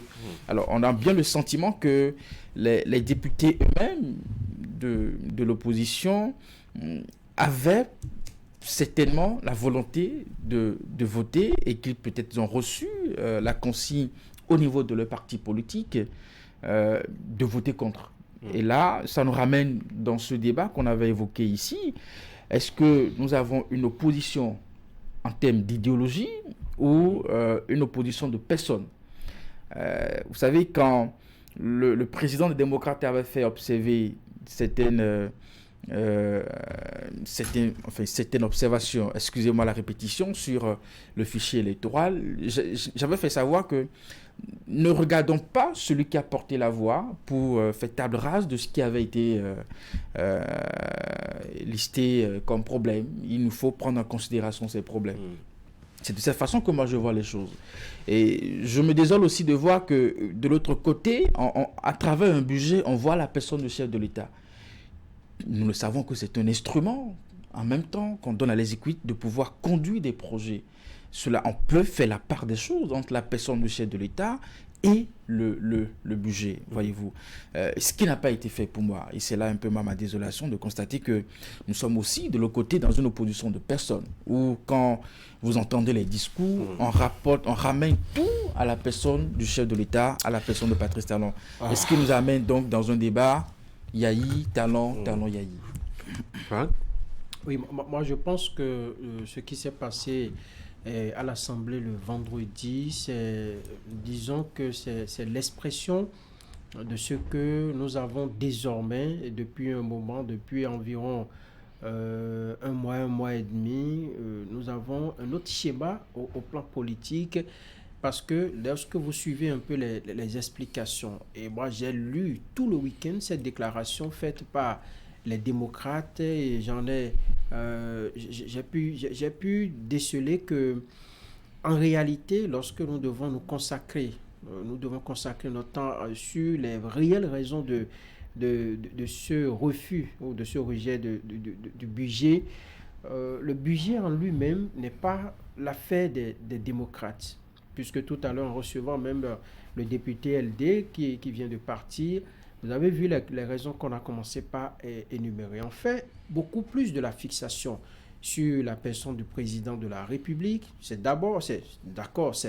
Nous sommes en politique, on peut utiliser tous les arguments possibles pour le faire, mais de façon technique. Moi, j'aurais voulu que les démocrates consultent par exemple des techniciens, des économistes que nous avons dans le pays, qu'on nous dise, mais le budget que vous avez présenté là, c'est un budget qui va fatiguer les Béninois en termes de taxes, c'est un budget qui ne va pas changer la vie des populations. Au même moment, on dit qu'il y a des projets, 2 ou 3 projets qui sont prévus dans une partie du pays qui n'avaient pas été exécutés, dont le financement avait été déjà bouclé par le régime précédent, et au même moment on dit qu'on n'a pas voté parce que Patrice Talon ne tiendrait pas parole, parce que Patrice Talon aurait des qualités qu'on n'apprécie pas, ou adopterait des positions qu'on n'apprécie pas, parce que Patrice Talon, on ne lui fait pas confiance, ainsi de suite. Bon, moi ça me pose un petit problème. On a parlé de croissance économique, on a parlé du soja. Le soja, c'est un vieux débat, par exemple, où on en a parlé, le gouvernement est revenu sur des mesures pour soulager les acteurs. Donc c'est des choses qu'on a ressassées, à mon avis, qui ne portent pas sur le fond même de ce budget-là. Comme ils disent par exemple qu'il y a de nouvelles tâches qui ont été créées. Et ça ne devrait pas améliorer le pouvoir d'achat des Béninois, ou ça doit empêcher les entreprises de prospérer, ainsi de suite. Moi, je pense que on arrive également à parler des institutions de la République. On a parlé de beaucoup de choses. Donc, moi, je pense que les arguments ne sont pas assez solides sur les arguments techniques, pour moi, sont insuffisants pour rejeter un tel budget.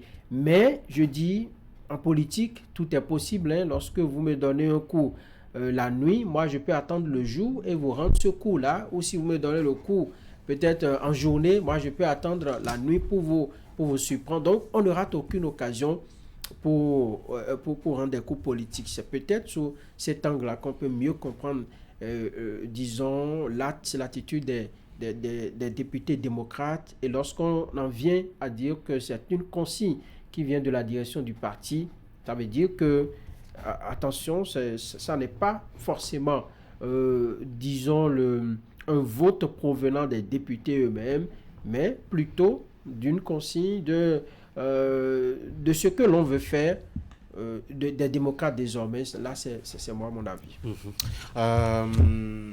Une question banale. Est-ce que quand un budget vient à l'Assemblée nationale, on est tenu de voter pour ou on est tenu de voter contre?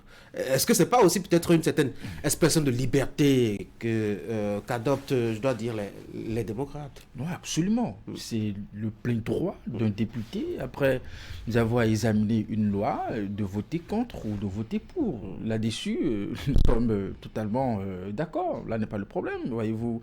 Maintenant, quand un député finit par le faire, cela doit être justifié parce qu'il représente, n'est-ce pas, les citoyens. Et après avoir posé ses actes, il lui faut forcément donner des raisons. Maintenant, quand à l'arrivée, on vous donne les raisons qu'on est en train de nous citer là, en tant que citoyen, bon, vous allez quand même vous chercher un peu et essayer quand même de vous retrouver. Sinon, que dans l'absolu, oui, un député, il vote pour ou contre les lois et puis il contrôle l'action du gouvernement. Et donc, ce n'est pas ce qui nous étonne aujourd'hui, mais plutôt les raisons qu'on avance, justement, qui, la plupart, ne sont pas véritablement assez, de façon technique, n'est-ce pas, sur le contenu de ce budget. Quel est ce citoyen qui aurait peut-être du mal à avaler la position des députés si on lui montrait que, écoutez, c'est un budget déséquilibré. Il y a eu certainement des tâches qui vont davantage fatiguer la conscience des Béninois. Il y a certainement des montants qui ne sont pas du tout justifiés, et puis tout ça. Et là, les citoyens se diraient, écoutez, nous avons des gens qui nous représentent et qui assurent nos arrières, voyez-vous. Alors, des questions de personnes, telle personne serait ceci, serait pas en mesure de nous donner certaines garanties. Moi, je dis, c'est des détails qu'il faut mettre à part et régler ailleurs. Mais après, comme l'a dit Franck, nous savons que nous sommes à l'Assemblée nationale, on le dit souvent, c'est un niveau où on fait vraiment la politique, voyez-vous, où les raisons ne sont pas parfois celles que nous attendons, où ça vient peut-être d'ailleurs. Vous savez, on nous a habitués dans ce pays toujours à l'Assemblée nationale des questions de télécommande, où vous imaginez, c'est comme si on avait déplacé le Parlement ailleurs, où les décisions sont prises là-bas, et puis on constate qu'au niveau du Parlement, ça s'applique. Où, à un moment donné, on se disait, mais le jeu ne se jouait plus à l'Assemblée nationale. Donc, c'est aussi cet environnement, et c'est peut-être là qu'il faut comprendre aussi la position du Parti Les Démocrates. Autrement, on pourrait aussi se demander, mais pourquoi aussi du côté de la mouvance on a voté? Oui, c'est la question que j'allais poser. Si nous pensons que voter contre le budget, c'est voter contre la personne du chef de l'État. Donc voter pour aussi, c'est voter pour la personne du chef de l'État. Oui, et on doit pouvoir justifier. On doit pouvoir se justifier. Moi, je pense que c'est leur droit de voter contre le budget si eux, ils pensent, de leur position, ils pensent que, écoutez, ce budget et celui qu'il a présenté ne sont pas assez convaincants. On peut décider de voter contre. Le problème n'est pas là. Là, ils ont exercé un droit et Eric l'a si bien dit. C'est plutôt lorsque, par exemple, vous en arrivez à gifler quelqu'un, dites à la personne ou dites à ceux qui vont constater et qui peut-être veulent prendre la revanche, écoutez, c'est parce qu'il m'a insulté, c'est parce qu'il m'a fait ci, c'est parce qu'il m'a volé mon argent, ainsi de suite. Mais lorsque vous ne justifiez pas et vous, ou dans votre justification, on sent que cela n'est pas assez solide pour convaincre, il y a un petit problème. Et lorsque vous voyez le contexte politique, où on dit qu'il faut ouvrir un débat politique, il faut ouvrir des assises, il faut essayer de décrisper l'atmosphère politique. Après la rencontre au Palais, on a estimé que Patrice Talon n'a pas été assez souple. Il aurait pu accorder, lorsque Boni Yahi demandait pardon pour les détenus politiques entre griffes, il aurait pu accorder la grâce. Il ne l'a pas fait. Mais lorsque vous êtes dans une telle posture et vous voulez obtenir certaines choses de quelqu'un qui vous soumet un document, encore que ce n'est pas la seule personne de Patrice Talon qui doit exécuter ce budget. Nous avons des ministères, nous avons même des structures qui agissent directement à travers l'exécution de ce budget-là sur la vie des populations, sur la condition de vie des populations. Mais lorsque vous êtes dans un tel cas, moi je pense qu'il faut adopter une autre position qui puisse permettre à la personne et qui puisse vous permettre devant les populations de dire, mais écoutez, lorsque nous sommes allés au palais, lorsque nous lui demandons quelque chose, lui refuse, mais lorsqu'il nous soumet le budget, par exemple, nous faisons preuve de bonne foi et nous accordons. Donc, jugez vous-même, ça aurait pu être un argument assez profitable à mon avis pour les députés de l'opposition de le faire. Parce que le seul membre, je dis, qui a voté pour, ça veut dire que au niveau, malgré les consignes qui ont été données au niveau de la direction du parti, il y a quelqu'un qui a pu lire, qui a compris qu'il y a de bonnes choses dans le budget.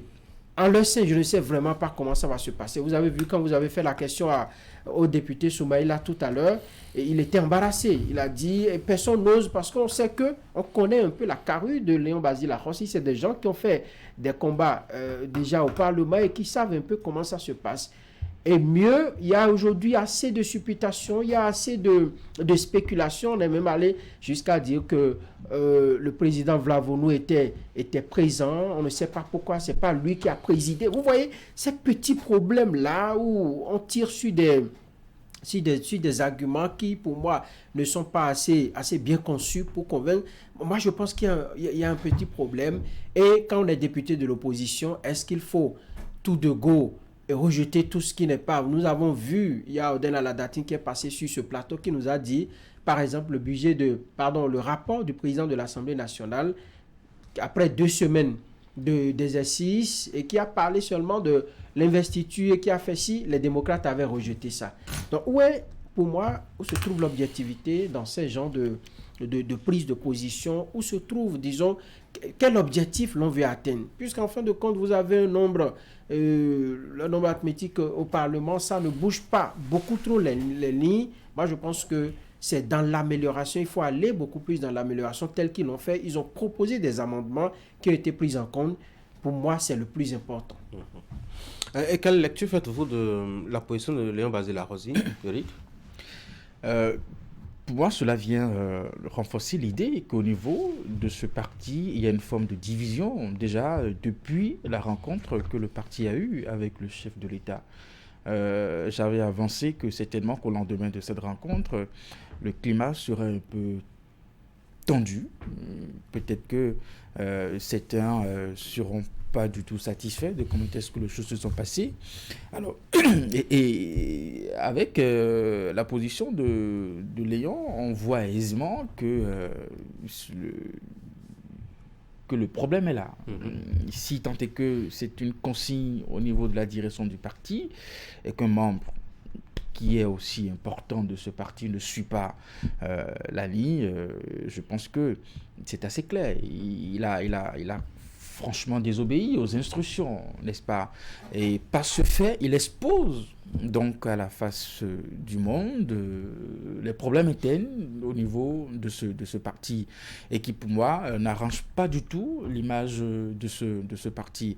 Comment est-ce qu'ils vont alors donc gérer ce cas pour davantage convaincre l'opinion de ce qu'ils sont toujours ensemble et qu'ils sont prêts, n'est-ce pas, à aller en 2026 ensemble? Alors je me demande si c'est Léon Basile Arrossi, s'il était véritablement le seul à vouloir voter pour ce budget, parce que dans la foulée des travaux, eh bien, des députés sont partis de la salle, et ont donné procuration pour que leur vote soit exercé.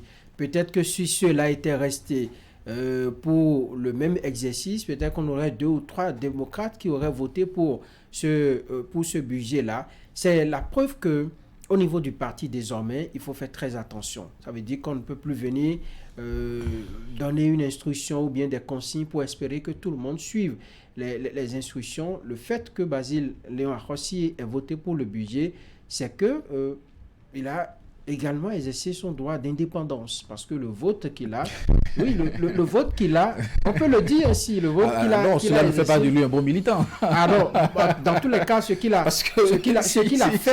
fait, il a montré que, au-delà de tout ce que l'on peut dire, lorsqu'il a des arguments, lorsqu'il a des éléments d'appréciation qui arrivent à le convaincre de ce qui est devant lui est bien, qui peut le faire. Moi, je pense que c'est la nature de politique qu'il faut même souhaiter.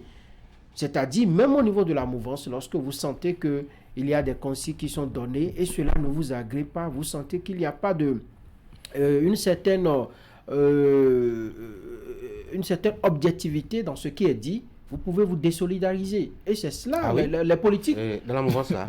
Non, mais c'est ce que je dis. Je dis, c'est ce qu'on aurait souhaité. C'est ce qu'on aurait souhaité. C'est ce qu'on aurait souhaité. Parce que c'est pas parce que vous soutenez quelqu'un qu'il faut gober tout, qu'il faut accompagner tout, qu'il faut dire oui à tout. Il faut être béni, oui, non. Lorsque il y a des arguments, des éléments qui vous amènent à dire non par moment, il faut le dire.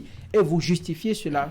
Ça doit être comme ça. Et là, on aurait fait la politique avec une certaine rigueur, avec une certaine probité. Ouais, à mon avis. Allez, on a 5 minutes pour évoquer notre second sujet. Il s'agit de la réunion des chefs d'État de la CEDEAO. C'était hier dimanche à Abuja. 2 choses à retenir essentiellement. Il n'y avait pas tout le monde. Tout le monde n'avait pas répondu présent. L'autre chose, c'est qu'on va continuer à discuter avec Niamey pour voir dans quelle mesure Mohamed Bazoum devrait être libéré. Et pour discuter justement, je crois que la conférence des chefs d'État a décidé d'envoyer une délégation de chefs d'État là-bas pour continuer à parler avec les hommes en âme et en treillis là-bas. Vous avez compris pourquoi est-ce que tout le monde n'était pas présent à Abuja hier? Ben, on ne gère pas l'agenda des chefs d'État. Moi, je pense que les débats n'évoluent pas. Le débat n'évolue pas. Ce qu'il faut faire avec le Niger, moi je pense que les chefs d'État doivent se dire une certaine vérité et cesser de tâtonner, de tourner autour du pot. Il faut ouvrir les frontières, donner une certaine vivacité à l'activité économique entre les pays qui partagent la frontière avec le Niger. Et au niveau de Bazoum, d'abord on est parti du fait qu'il faut le remettre dans ses fonctions. Ensuite, on est venu maintenant dire qu'il faut négocier sa libération. Ça veut dire qu'on a laissé de côté le rétablissement de l'ordre constitutionnel. Ça vacille un peu. Ce n'est pas tangible. Ils ne sont pas constants dans ce qu'ils font. Et moi, je pense qu'à cette allure-là, les chefs d'État au niveau de la CEDEAO, on n'obtiendra rien du tout. On est parti de la fermeté à la souplesse. Et ensuite, moi, je pense que le bon bout n'est pas encore trouvé pour gérer cette affaire-là. Ce qui a retenu l'attention, c'est peut-être l'absence de certains, mais c'est surtout les types d'absence qu'on a eu. qui était quand même assez curieux. Dakar n'était pas venu, Cotonou non plus, Abidjan aussi. Quand ils y vont, vous dites que c'est eux qui tiennent le bâton de, disons... Oui, quand ils y vont. Oui. Mais disons que... Non, 2 secondes, il va finir. Franck a des idées. Vous avez compris sa logique. Non, je n'ai pas compris. Ça, c'est sincère. Les absents se sont fait représenter. Et je pense que c'est ce qui se fait quand l'agenda d'un chef d'État n'est pas favorable à un déplacement. Je pense que on envoie des représentants. Je crois avoir vu, pour ce qui est du Bénin, le ministre des Affaires étrangères. Voilà. Non, alors, par contre, je pense qu'à cette rencontre, la CEDEAO a décidé de la mise en place d'un groupe de médiateurs pour échanger avec le Niger. Il y a des pays qui se sont portés volontaires, notamment le Togo, et qui, nous savons déjà, avait déjà une position plus ou moins modérée vis-à-vis du Niger. Et je pense aussi à la veille de la rencontre, le président togolais avait reçu le général Tchani, qui était en déplacement à Lomé, où les deux ont échangé. Certainement que c'est dans la perspective de cette décision qui sera prise du côté d'Abuja.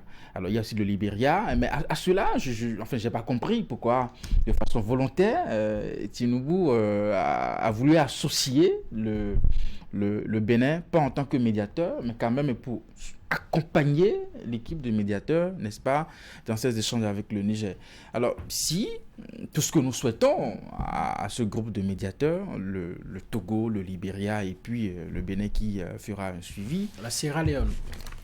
La Sierra Leone, oui. Le Bénin, de Julius Maada Bio. Voilà, c'est que cela puisse évoluer et permettre à notre sous-région de trouver des solutions à nos problèmes. C'est tout ce qu'on peut leur souhaiter. Non, je pense que la mission cette fois-ci, il faut pas perdre du temps. Il faut plus perdre du temps, dans cette affaire. Il faut négocier, mais savoir que le temps de réétablissement de l'ordre constitutionnel, ce temps-là est passé. Les gens sont en train de dérouler un agenda bien précis. Et je crois que le Niger doit faire partie des pays qui ont déjà communiqué la date de la fin de la transition après le Gabon, bien entendu. Donc, il faut savoir qu'ils sont dans une certaine dynamique et aller là-bas avec des arguments qui doivent, décrisper un peu la situation. Le Togo, on connaît sa position. Le Bénin n'est pas très aimé du côté de Niamey. On se dit que tous les ennuis là-bas passent par le Bénin, ainsi de suite. Le Nigeria aussi, pas trop. Bon, la Sierra Leone, je ne sais pas trop leur position sur la situation, mais le Togo, je crois que le Togo doit prendre le lead de cette démarche-là et proposer des choses concrètes vraiment.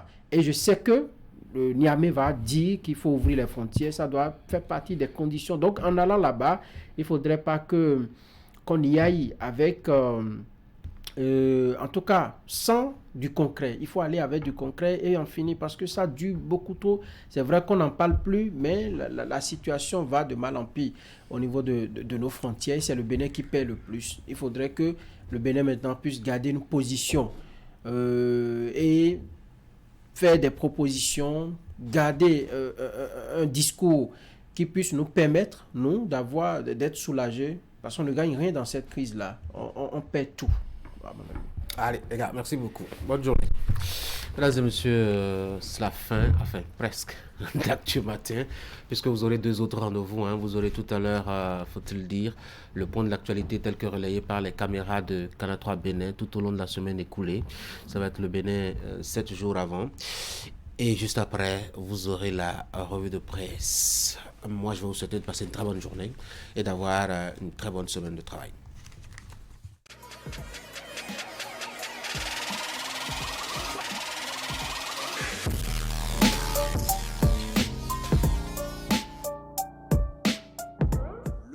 De l'actualité hebdomadaire sur la 3, c'est dans une semaine au Bénin. Mesdames et messieurs, bonjour. Voici l'essentiel à retenir pour le compte de la semaine écoulée.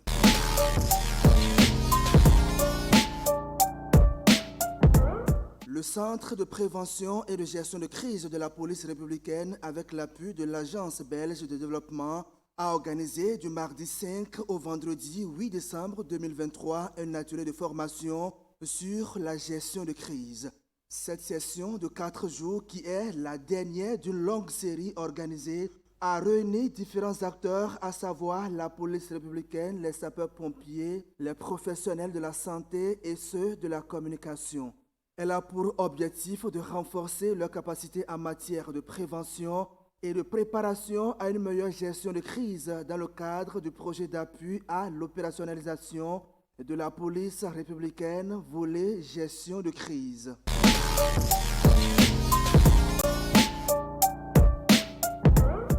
La Journée internationale des personnes en situation de handicap a été célébrée en différé le lundi 4 décembre 2023 dans le département du Koufo, 24 heures après les manifestations officielles.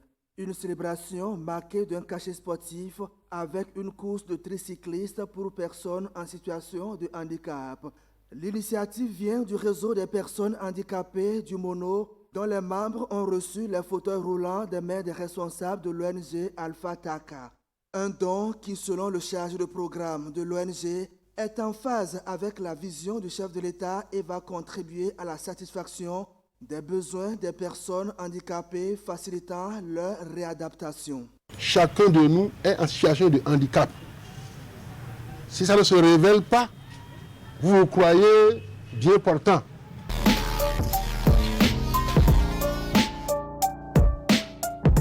De son côté, l'Académie nationale des sciences, arts et lettres du Bénin a organisé mercredi une conférence scientifique sur le thème « La souveraineté économique ». Les discussions ont porté principalement sur la question de l'indépendance du CFA et de l'intégration de l'ECO, la future monnaie de la CEDEAO. Un thème qui a mobilisé au Palais des Congrès de Cotonou un parterre de personnalités du monde universitaire et politique. L'objectif de cette conférence, ont rappelé les organisateurs, n'est pas de rentrer dans certains débats stériles, mais d'analyser les questions liées à l'indépendance de cette monnaie dans la perspective de son intégration à l'ECO. Plus personne n'en parle. Comme si ça avait été fait exprès pour torpiller le projet de l'ECO CEDEAO.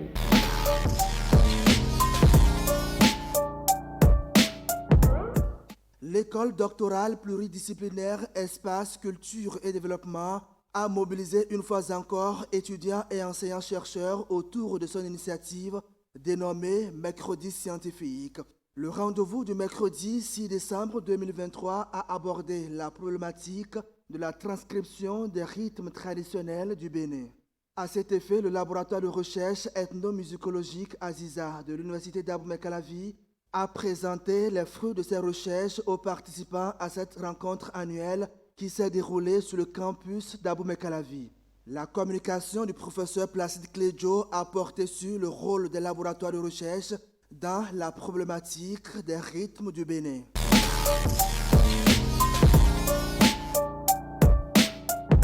Les 11 bénéficiaires du programme de perfectionnement, de reconversion et de requalification des demandeurs d'emploi sont désormais connus. Ils se sont vus signer leur contrat de travail avec des entreprises américaines. C'était le mardi 5 décembre 2023 à la faveur d'une cérémonie co-officiée par l'ANPE et le ministère des PME et de la promotion de l'emploi. Le programme vise à accroître les capacités professionnelles en un premier temps de 200 demandeurs d'emploi et à favoriser leur reconversion dans des secteurs porteurs.